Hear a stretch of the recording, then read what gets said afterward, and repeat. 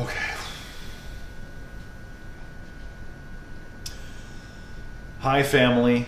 Beth asked me to put some video, to put something together from Dad's journal, and I took all of Dad's journals and I put them on the table, and I'm looking through all of these interesting time periods in our family history, and everything's good, everything's wonderful. I just couldn't choose.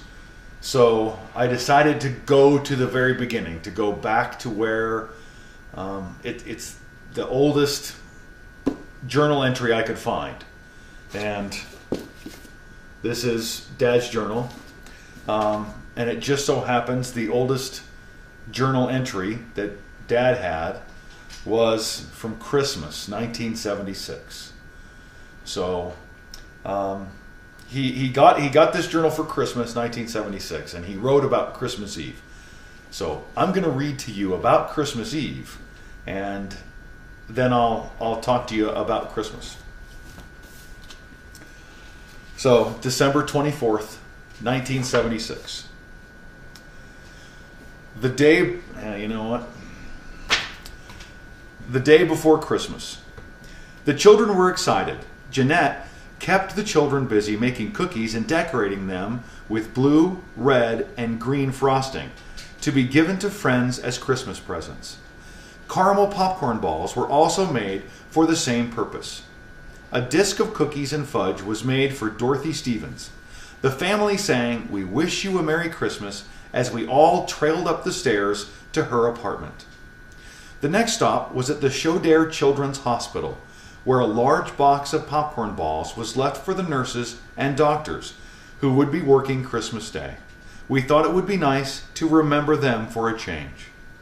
We took a ride in the elevator to the second floor nurses station and sang our Christmas song and left our gift. We next took a gingerbread sled out to the Wendell Green family. It was filled with popcorn balls and cookies. We repeated our songs and Christmas greeting. We had a pleasant visit with Wendell and, is it Glenn? I don't know. Barbara Jane had earned a special privilege of staying up later than the other children to stuff their Christmas stockings. Jane and I stuffed the stockings with peanuts and an assortment of candy, an orange and an apple. Mother capped each stocking with a small gift. Jeanette and I finished making preparations for this Christmas about 1:30 a.m.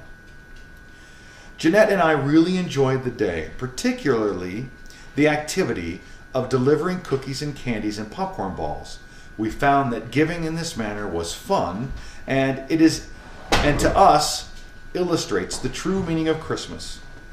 We hope to make this a family activity each year. I think the children had fun doing it too. Now, for some reason, the ink changes from blue to black, and Dad continues. One event I feel I must record. Coral and Lee had gone to the neighbor's house when they were not home and helped themselves to peanuts. When Jeanette learned of the situation, she gathered up the remaining peanuts and made the children return the peanuts when someone came home. She went over with the two very reluctant youngsters, and in parentheses, Jeanette had called the neighbor beforehand. Gary Lamerson talked quite mean to them. Coral began to cry. Lee commented that he sure was scared. We hope this makes an impression upon them of the borrowing or taking of things from people when they're not there.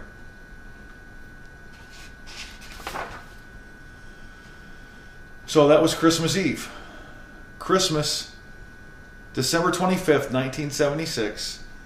Dad goes on to say all of the gifts that were given to who and from who, as well as the activities on Christmas Day. So I'll make that video. However, I know that the Raggedy Ann dolls were of, I don't know, family institutions, just the Raggedy Ann dolls. Can you comment who had which Raggedy Ann doll with what color hair? Do you remember? I'm asking my siblings, of course.